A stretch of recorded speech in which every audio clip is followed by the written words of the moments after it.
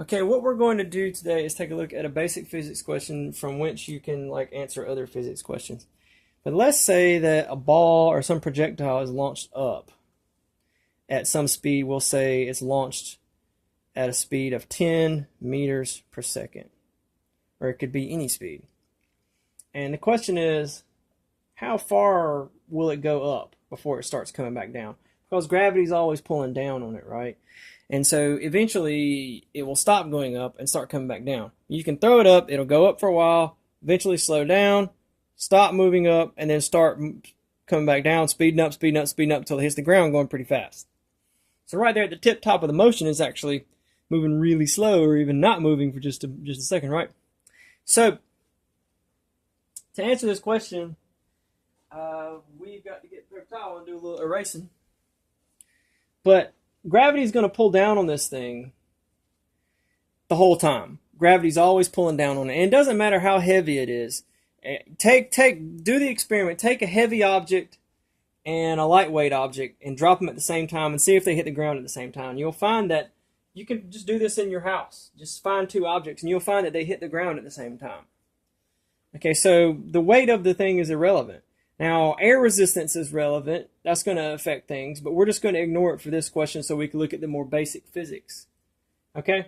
So what we want to do is say, how far will it go up before it starts coming back down? All right? Well, it's a little confusing. First, we want to know how long how much time does it take to reach the apex? That's the first thing we want to know. And so what we're going to do is we need to think about what acceleration due to gravity is. So acceleration due to gravity is 9.8 meters per second squared, but that's really just 9.8 meters per second for every second. So in other words, for every second that this thing is in the air, it loses 9.8 meters per second. Or whatever velocity it has this way is going to lose 9.8 meters per second. So in other words, you can think of it this way. If it was thrown up with a speed of 9.8 meters per second, then it would take 1 second to lose all of that speed. Because for every second, it loses 9.8 meters per second.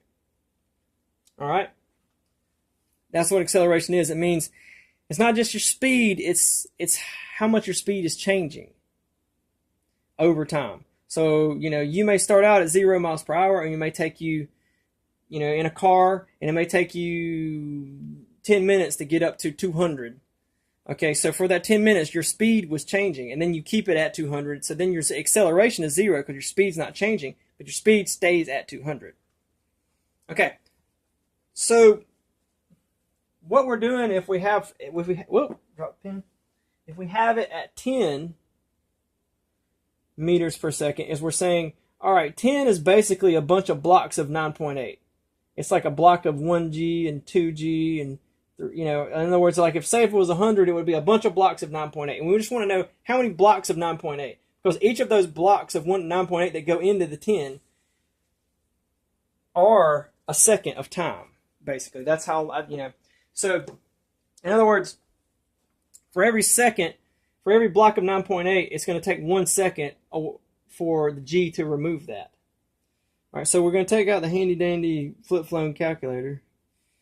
And we look at 10 meters per second. And what we're going to do is just divide that by 9.8 to see how many times 9.8 goes into it. And it goes in 1.02 times, which means that it takes 1.02 seconds to bring that thing to 0. All right.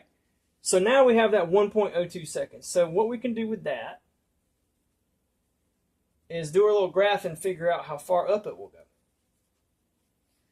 So we're going to do a little graph, but before we do the graph from the problem, we're going to do a different graph. Let's say that it went 10 meters per second, and let's just say that it went that fast for, I don't know, doesn't matter, 20 seconds. Let's just say it went that fast for our time that we found out, that it went that fast for 1.02 seconds. So, let's double check that. 10 divided by 9.8. Yeah, 1.02 seconds. Okay. So, let's say that instead of, being launched at 10 and then gravity slowing it down, let's just say it just went 10 at constant 10 the whole time. So in other words, for this amount of time, we were at 10. For this more time, we stayed at 10. For a little more time across the bottom, we stayed at 10. So they would just stay at 10 the whole time, and then, cuts off right there. All right, how far would you go? Well, if you went 10 meters per second for 1.02 seconds, hopefully you understand that that means that you would have gone 10 times 1.02. So in other words, if you go 10 miles an hour for an hour, then per means it's like this. Like say that these markers cost 10 cents a marker. They don't, but let's just pretend that they do. If they cost 10 cents per marker, then for every marker, it costs you 10 cents because it's 10 cents per marker. Okay? So if I have 10 markers, then it would be 10 times 10. In other words, 10 cents for every one of those markers is 10 cents. So therefore, it will be 10 times that, which would be $1. Okay? Cost me $1 for 10 of them. All right. So if you're going 10 miles per hour for an hour, then you go 10 miles. Because for every hour you travel, you go 10 miles. That's what 10 miles per hour means. If you're going faster, like 100 miles an hour, then for every hour you travel 100 miles, which means you're moving faster. Because 100 miles is a further amount of distance to go in the same amount of time, which would be 1 hour. All right, in this case, we're going to do meters per second. All right, so if you go 10 meters per second for 1.02 seconds, then we can multiply 10 times 1.02 and we get 10.2, all right, meters. In other words, classic equation, rate, which is speed times the time equals the distance. Now this is a little bit more complicated because we're saying that the thing started out at 10 meters per second and it actually slowed down until it reached the pinnacle of its height in the air. At that point, it had zero speed. So at the beginning, it was 10 meters per second. A little time passes, it's a little lower, a little slower. A little more time passes, a little lower, a little slower. A little more time passes, a little lower, a little slower. A little more time passes, a little lower, a little slower, until if at the very top of its motion, it's at zero speed. Does that make sense? So we're not dealing with this whole box up here. We're really just dealing with this different line that's like down here.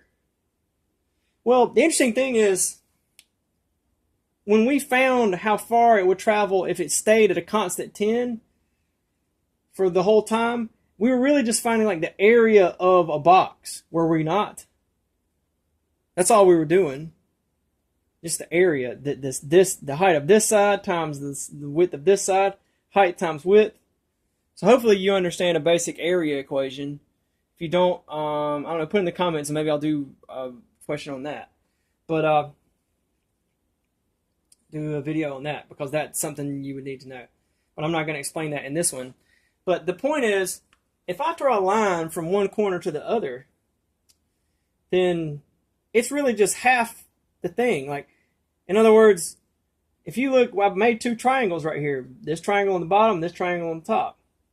So if we know that this side of this lower triangle is the same as this side of this upper triangle, and we know that this side on both triangles is exactly the same, and we know that both triangles are this far on this side and this far on this side, we know that like all three sides of all three of the triangles are all the same size, so therefore the two triangles are the same size. And they're cut out of the same square, and the only way you can cut two triangles out of the same square or the same size is if they're half. So in other words, this is how you get the area of a triangle. You just do it like it's a big box and then just divide it in two. See that?